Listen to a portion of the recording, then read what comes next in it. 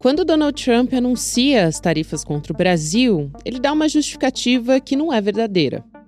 Ele diz que os Estados Unidos estão perdendo dinheiro há anos nessa relação. Só que, na verdade, os Estados Unidos tiveram superávit. Enquanto isso, o Brasil acumula déficit. O tarifaço do Trump preocupa principalmente o agro e a indústria. Mais de 110 mil empregos brasileiros podem simplesmente deixar de existir. Só aí já dá para ter uma ideia do tamanho do problema. O governo Lula tenta dialogar para evitar que a situação piore. Até o próprio governador de São Paulo, Tarcísio de Freitas, que inicialmente estava colocando gasolina nesse fogaréu todo, quis tomar partido numa negociação. Claro que ele está de olho no impacto das eleições de 2026. Outros países também reclamam das sobretaxas impostas pelos Estados Unidos. Até mesmo um país que não costuma se pronunciar nesses casos, a China. Além de ser um componente fundamental nessa história, o país, que faz parte do BRICS, tem grande parceria comercial com o Brasil. Segunda-feira, 14 de julho de 2025.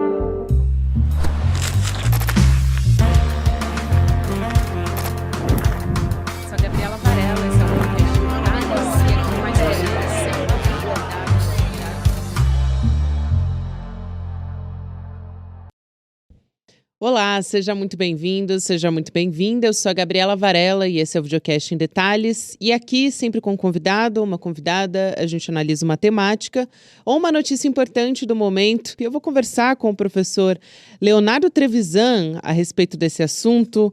O professor que é especializado, em história, também ciência política, em história econômica. Professor, é um prazer te receber aqui no Em Detalhes. Seja muito bem-vindo.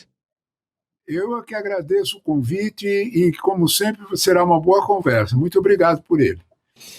Vamos lá, professor. Eu estou tentando aqui trazer um pouco, decifrar um pouco do que está por trás dessa decisão do Donald Trump. Porque o Donald Trump, para a imprensa, divulga um comunicado, divulga nas redes sociais dele, e uma parte ele justifica como sendo por conta do Jair Bolsonaro, porque a democracia no Brasil está ameaçada, enfim, discurso da extrema-direita que tem sido muito compartilhado, vamos dizer, principalmente pelos bolsonaristas. Tudo bem, para o Trump seria interessante um aliado como o Bolsonaro na América Latina, se a gente pensar em 2026. Mas essa taxação de 50% do Donald Trump, ela vem logo depois do BRICS, num momento que o Trump se demonstrou ali bastante desconfortável com essa discussão que pode ameaçar de alguma maneira a hegemonia do dólar. E não só isso, somado a isso, tem também a discussão recente no Supremo Tribunal Federal para regulamentar melhor as Big Techs. A nossa legislação está bastante atrasada ainda em relação a isso, mas fato é que se ampliou um pouco essa discussão, essa responsabilidade das plataformas a partir dos conteúdos que são publicados pelos usuários. Então, pensando em todos esses componentes desse quebra-cabeça, professor, eu queria te pedir ajuda nessa equação de tentar desvendar o que está por trás, na verdade, dessa decisão do Trump. Olha, primeiro de tudo, eu acho que você comentou exatamente os pontos, que são muito visíveis dessa situação. Então, primeiro de tudo, os interesses político-ideológicos de uma facção, que obviamente tem suas visões dentro dos Estados Unidos, tem suas repercussões dentro dos Estados Unidos, e tudo isso tem nome e sobrenome. Chama-se Steve Bannon. Tá ok, tá bom. Então nós temos esse quadro. Nós temos um segundo quadro, que é o quadro dos BRICS, que de alguma forma ele chama muito a atenção, porque os BRICS, do jeito que o Brasil organizou a sua presidência, foi uma organização, vamos dizer assim, bastante ativa, uma organização com objetivos bem definidos. Tá bom. Então nós temos essas duas, Sabe, Gabriela, eu lembro de um velho ditado, de quando tinha interior em São Paulo, de quando tinha coelho no interior de São Paulo. né? Algumas pessoas dizem, matou 2 coelhos com uma cajadada só. Lembra dessa história? A gente usa até hoje essa frase, né? Né? Ainda quando tinha interior, né? Porque agora a internet tem mais interior. Quando tinha coelho e tudo isso. Tá bom.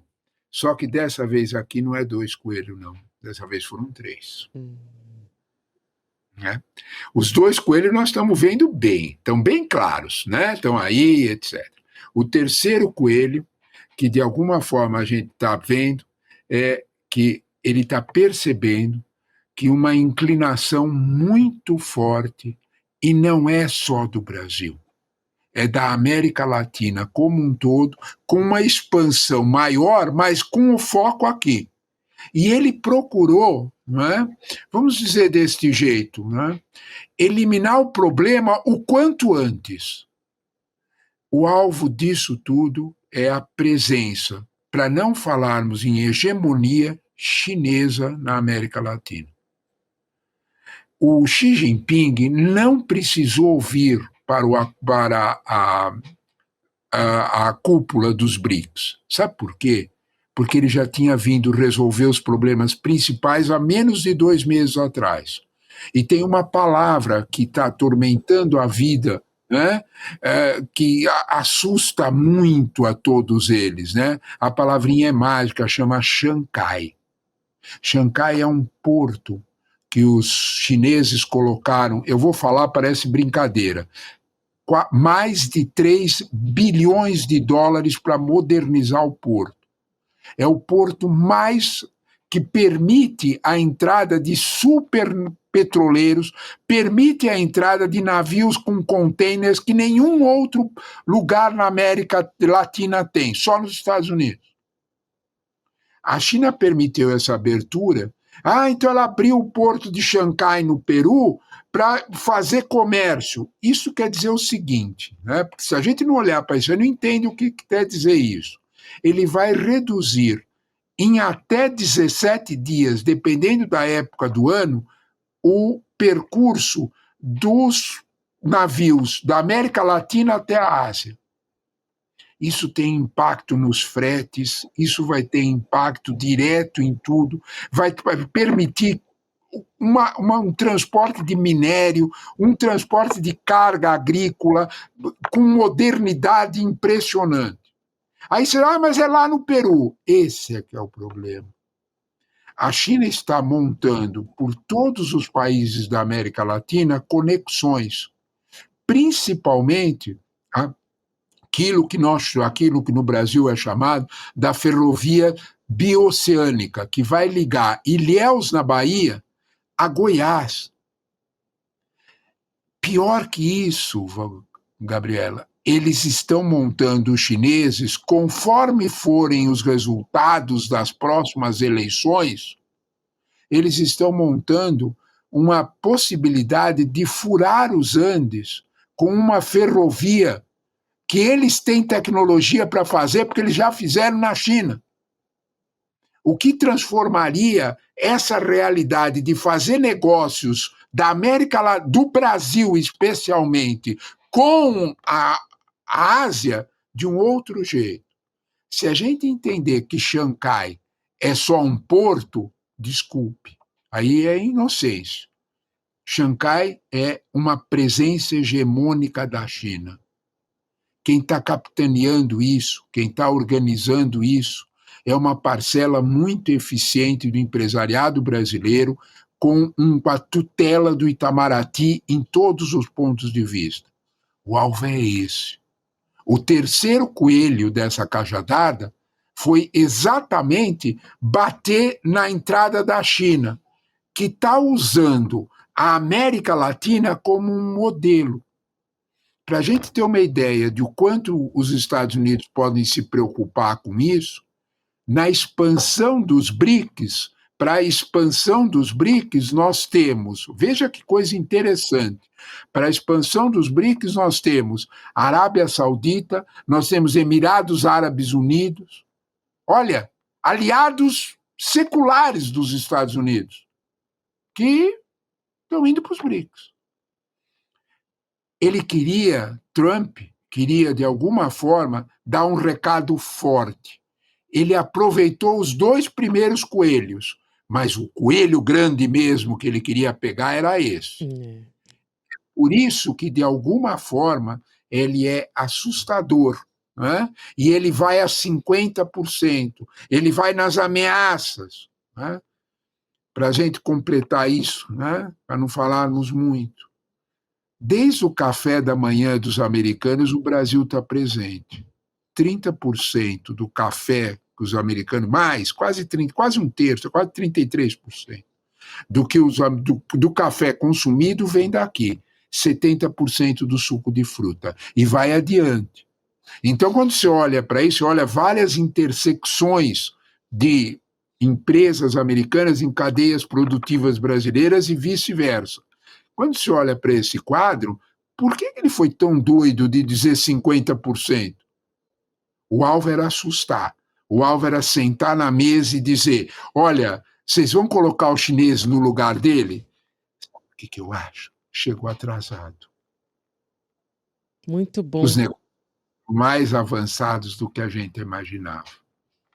Eu acho, professor, que assim foi muito certeiro e a gente lembra, né, que o Trump chegou a colocar 145% dos produtos chineses e aí depois gritou, colocou lá em cima, depois chegou a 30%, né? Olha o tanto que reduziu e foi aumentando aos poucos para depois chegar nesse consenso. E aí o Trump foi elogiar, né, depois dizendo, não, conversamos, as relações estão ótimas. Só que agora a China está respondendo também, né? Depois nós vamos falar um segundinho disso que você lembrou dos 145% e sobre quem é que pediu perdão primeiro. Já já nós falamos disso, né? O que interessa é o que você falou agora no fim. A China nunca fala. A China não abre a boca. O Xi Jinping, ele só olha, ele não fala nada. Né? Com os americanos, idem. O Trump gritava, os chineses não disseram uma palavra. Depois a gente comenta como é que voltou para 30%. Só que nessa vez, sobre o Brasil, eles falaram.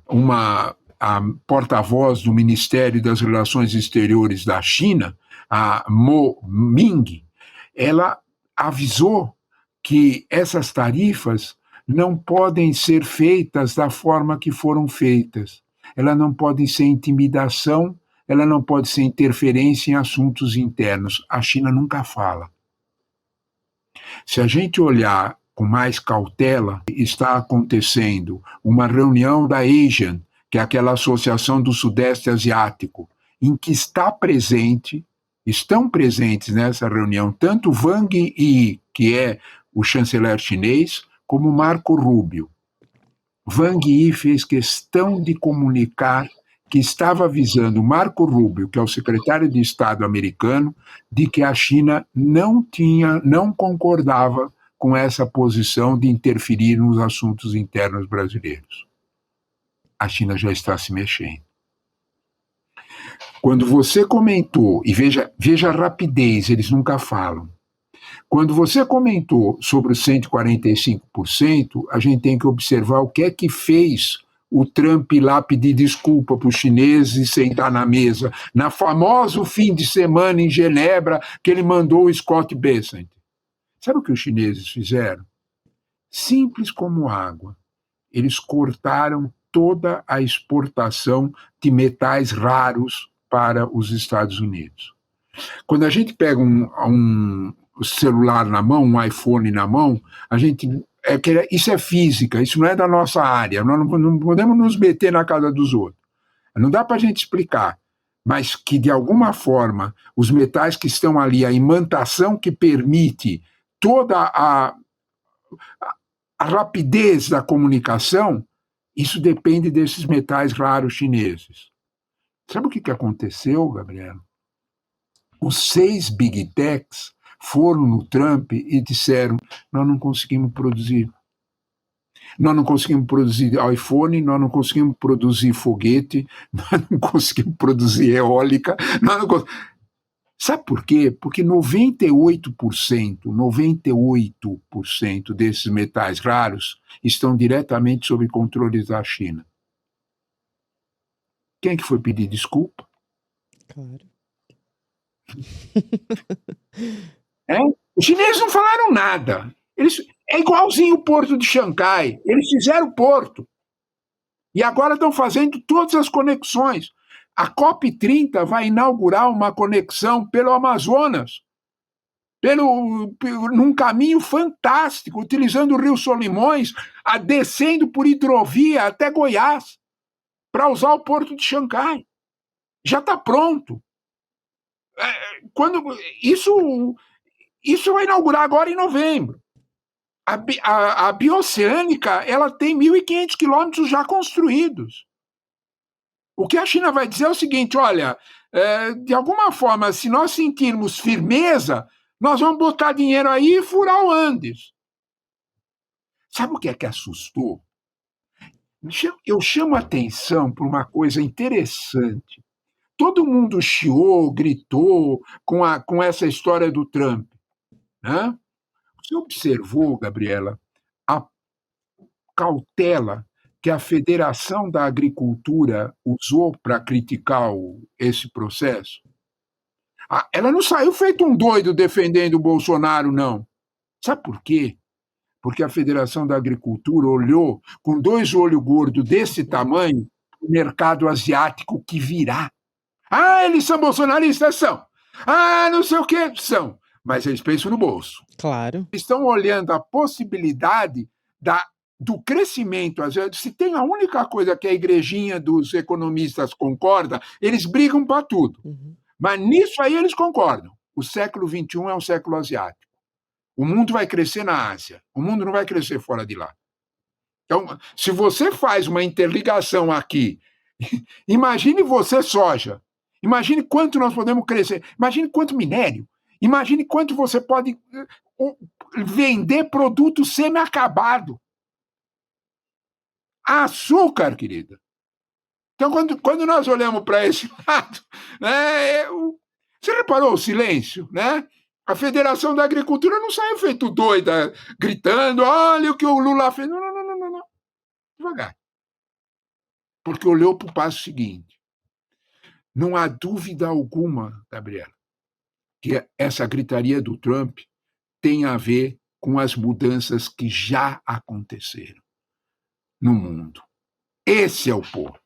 Professor, tantos pontos interessantes que o senhor traz, mas uma das coisas me fez pensar na mudança de comportamento do Tarcísio, que num primeiro momento quis ali fazer uma sinalização para a base bolsonarista, mas viu que foi muito criticado, inclusive pela imprensa hegemônica, editoriais da Folha, Estadão, assim, com críticas muito ferrenhas ao governador de São Paulo. Logo na sequência, ele foi querer negociar também diretamente ali com a Embaixada dos Estados Unidos no Brasil, buscar diálogo, né, com o encarregado de negócios dessa área. Porque também o estado de São Paulo, quando a gente olha para os que vão ser mais afetados, todo mundo falou: como, Tarcísio? O estado de São Paulo é um dos mais afetados nessa história. Como é que você não quer resolver essa situação? Então, ele rapidamente foi querer tomar a frente disso, o que também não deixou os bolsonaristas muito felizes.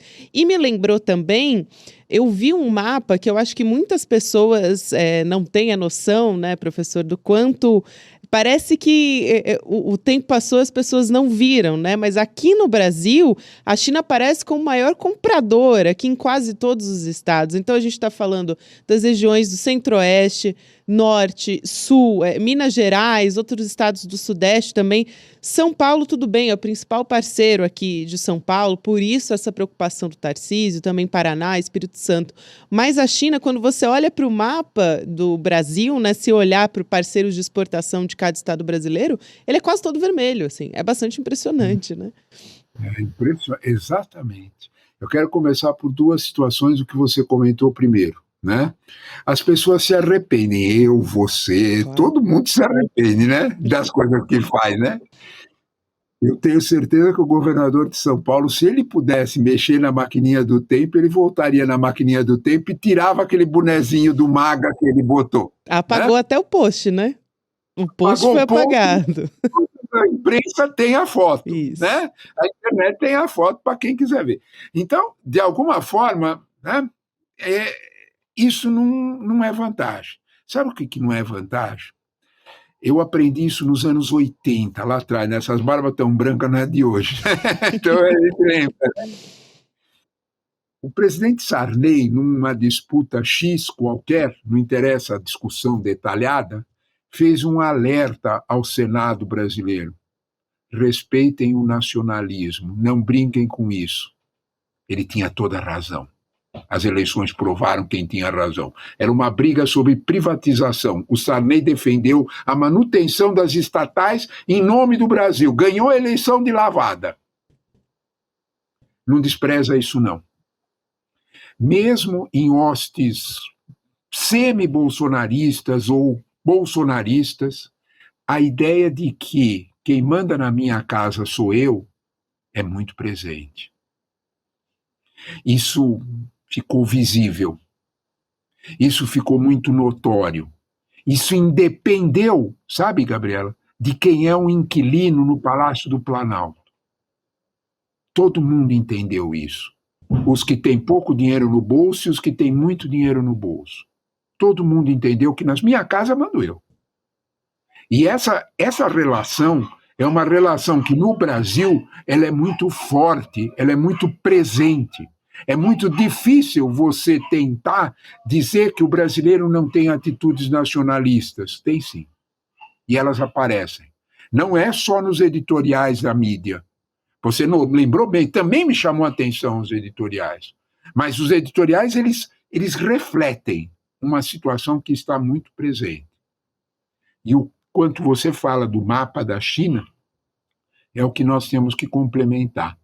Essa energia elétrica que eu e você estamos usando agora, ela é distribuída em São Paulo por uma empresa chinesa. Exato. Sem erros. Esse é o ponto. Então, eu falo de energia elétrica porque todo mundo entende, né? Sem energia elétrica, nós vamos estar conversando, e daí em diante, né? Então, quando nós olhamos para esse quadro, a presença chinesa no Brasil, ela está espraiada em uma série de sequências. Ninguém compra 35% das exportações de um país de uma forma não presente. Ela está presente em vários negócios, ela está presente em várias situações, né? Eu vi isso no meu mundinho, sabe? No meu mundinho. Um aluno meu, né, bom aluno, sabe aqueles alunos bons que faz a lição direitinho, estuda, tudo isso, tinha ambições de estudar nos Estados Unidos. A família tem algum dinheiro, né? Aluno de universidade, né? Sabe o que ele me falou na semana passada? E antes desse episódio, no episódio ele falou de novo: professor, eu fiquei sabendo que tem universidade na China que dá aula em inglês. O senhor acha que dá para eu ir fazer uma universidade na China? Está vendo até onde chegou, Gabriela? Esperto esse aluno. Ele está entendendo o que está acontecendo, né, professor? Está entendendo o que está acontecendo. É o que você disse. Espraiou pelo país inteiro. Chegou na cabeça de um menino, de um moleque de 20 anos de idade. Então, os Estados Unidos fecharam a porta, estão criando esses problemas com as universidades, estão deixando as pessoas assustadas. Eu vou trocar. Mas aí, pensando, professor, pela ótica do comércio, a gente pode pensar num substituto? A gente falou aqui do café, do suco de laranja, foi a grande discussão, né? A gente pode pensar num substituto dos Estados Unidos, ampliar esse mercado para o Brasil? Esse é um ponto delicado, né? Porque nada na estrutura produtiva é instantâneo, né? Essa ligação que nós estamos fazendo aqui, ela foi construída lentamente com a internet, lembra? Fase 2, fase 3, né? Foi, né? tudo na estrutura produtiva, nós temos uma relação comercial com os Estados Unidos que tem 200 anos. Outro dia o Haddad lembrou isso. Outro dia não, é ontem, é que é tanta coisa que a gente pensa que outro dia é ontem, né? O Haddad lembrou isso com muita clareza, né? O que é que o Haddad lembrou? Nós temos uma relação comercial com os Estados Unidos de 200 anos. Nós temos umbilicalmente ligada. A indústria automobilística brasileira data dos anos 20, com montagem de carros americanos. Era o primeiro país na América Latina inteira que os Estados Unidos fizeram uma montagem de carro aqui. Não vou nem falar o nome das empresas, que dá problema. Então, quando nós olhamos para isso e olhamos a relação, a gente tem que entender melhor como é que esse processo acontece. Nessa estrutura que nós tivemos aqui, para você ver quanto você tem razão de dizer que não pode ser tão rápida a substituição. Eu fui olhar o que é que vendíamos para os Estados Unidos. Eu não sabia. O Brasil vendeu no ano passado, o dado é do MIDIC, do Ministério da Indústria e Comércio, 1 milhão de pares de calçados, de sapatos incompletos. Nós fizemos uma parte do sapato aqui e vendemos para a indústria americana completar lá, numa integração, porque é muito mais barato produzir aqui por várias razões. Então, peraí, será que esse empresário americano não confia? Quando você olha, por exemplo, a produção de ferro Gusa, é uma produção importante, que tem relações estruturadas. Vai subir 50% o preço. Eles não vão conseguir comprar ferro Gusa imediatamente em outro lugar que não em Minas, como estava estruturado aqui. Fala de Minas Gerais. Então, esse processo ele é absolutamente extemporâneo, ele é abrupto. No mundo empresarial não existem essas palavras do mundo abrupto. As empresas se organizam. A coisa que mais assusta um empresário não é o preço alto ou o preço baixo, é a imprevisibilidade. Essa situação assusta o empresário aqui e assusta o empresário lá. 50% de tarifa vai mexer nas estruturas produtivas, na conexão das estruturas produtivas que estavam estabelecidas há décadas. Então, de alguma forma, eu não acredito, sinceramente, que isso perdure dessa maneira. Eu dou o exemplo do Canadá.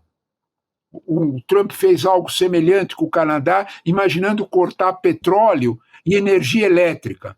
Toda a parte norte dos Estados Unidos, do estado de Nova York para cima até o Maine, deu uma gritaria, falou, vocês estão loucos?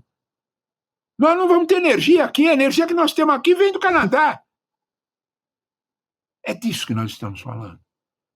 É de estruturas produtivas construídas lentamente. Então, é nesse quadro que, de alguma forma, a gente precisa compreender que essas atitudes do Trump, elas têm muito mais a ver, com aquele conselho eterno do senhor Steve Bannon. Faça 2, 3, se for possível, 5 bombas no mesmo dia. Lance todas na mídia. A confusão se estabelece de tal forma que todo mundo só fala de você. E você segue em curso. Esse conselho do Bannon vale também para as relações internacionais. E, de alguma forma, o Trump usou isso nas 3 cajadadas que ele queria dar. Nos BRICS, ajudar o amiguinho daqui e, principalmente, dizer o seguinte, olha, vocês estão indo demais para o lado da China. Foram demais, como você constatou no mapa. Colocando a lupa, isso.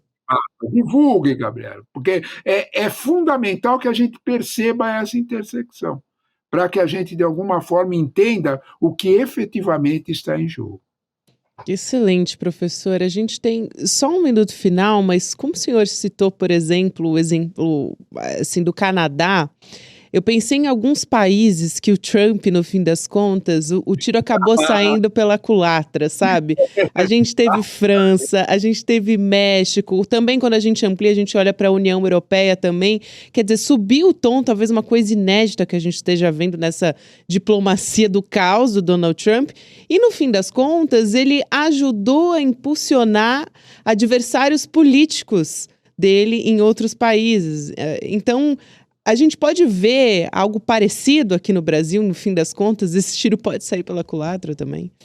Olha, quando você estava falando, me veio à cabeça um político francês do século XVIII, em que um sujeito que depois perdeu a cabeça, o rei, perguntou para ele, né? Mas isso que eles estão fazendo, o que nós é um crime. Ele olhou para ele e falou: temo, majestade, não é um crime não, é um erro, é pior. É isso. É um erro, né? Porque se você... Vamos olhar, como a gente tem pouco tempo, vamos olhar só o exemplo do Canadá. Mark Carney, né? Ele tinha 20% dos votos e uma direita bem trumpista no Canadá tinha 40%, estava praticamente eleito 45%. Virou! Aquilo que eu te falei de nacionalismo é algo que está em todo canto do mundo. Isso. Americanos entendem isso como ninguém. Quando o americano manda o seu filho para alguma guerra, ele põe uma bandeira na porta, ele enfinca, anda pelo... Estados Unidos não é Nova York, Estados Unidos não é Chicago. Anda pelo interior dos Estados Unidos, você vai ter um susto. 80% dos americanos vivem lá. E eles vivem desse jeito, com atitudes nacionalistas. Os canadenses também. Quando eles olharam para essa situação, eles se assustaram muito com a ameaça. E deram voto para o liberal, deram voto para o Mark Carney. Isso aconteceu no México com a Sheinbaum. Isso aconteceu na Austrália, lá atrás, lá do outro lado do mundo. Né? Os editoriais que você chamou a atenção refletem. Eles só captaram o sentimento. Perfeito. E resolveram não brigar com a realidade. Vamos ver até onde o Trump vai continuar brigando com a realidade, professor. Isso aí tem a ver com o Steve Bannon e aquela cautela que ele tem de manter a sua matilha assolada, os 40% que ele imagina ter. E aí é outro programa para a gente conversar quem são esses 40% e o quanto eles são... Desculpe a expressão tão forte, o quanto eles são marginalizados na realidade americana e por que Trump olhou para eles e viu ali um caudal político imenso e recuperou esse caudal. Excelente, professor. A gente vai sim precisar de outros episódios e eu tenho certeza que a gente ainda vai conversar muito, ainda vai dar muito pano para manga. Muito obrigada pela sua presença. Um prazer te ouvir, uma aula. Eu é que agradeço as boas perguntas, a conversa solta que eu gosto muito. Muito obrigado por ela, muito obrigado pelo convite. Um abraço a todos. Um grande abraço, professor. Aqui também eu quero te lembrar, a gente vai ter no domingo, dia 27 de julho, 8 horas da noite, você está convidado para participar aqui com a gente de um momento histórico do ICL. A gente vai lançar um pacote gigantesco com um monte de novidades que você não faz ideia na área da educação, na área do entretenimento. Eu não posso adiantar ainda, mas o que eu posso te dizer é que quando eu participei dessa reunião interna, que o Edu contou essas novidades pra gente, eu fiquei, assim, chocada. Eu acho que eu nunca vi iniciativa igual essa em lugar nenhum. Então, vem com a gente, vai ser online, você pode participar gratuitamente. Vai em detalhesicl.com.br, coloca o seu e-mail para vir com a gente e assistir, conferir todas essas novidades. Agora você fica com o Mercado Investimentos. Na sequência tem o Rolê ICL e você pode ouvir o Em Detalhes também nas plataformas de áudio de segunda a sexta-feira. Boa semana para você. Até amanhã. Dia 27 de julho, eu vou anunciar para vocês o novo e revolucionário capítulo do ICL. As universidades vão entrar em pânico. As empresas de streaming vão perder o sono. As empresas de educação não vão saber o que fazer. E o povo brasileiro vai celebrar de alegria, porque vem aí o projeto mais revolucionário que já foi apresentado até hoje no campo da educação, jornalismo e entretenimento. Vocês não podem perder esse anúncio. Você e sua família vão poder eternamente fazer parte desse novo ICL. Don't waste my time. Na loja Sou ICL você encontra camisetas, canecas, mochilas e bonés que carregam ideias.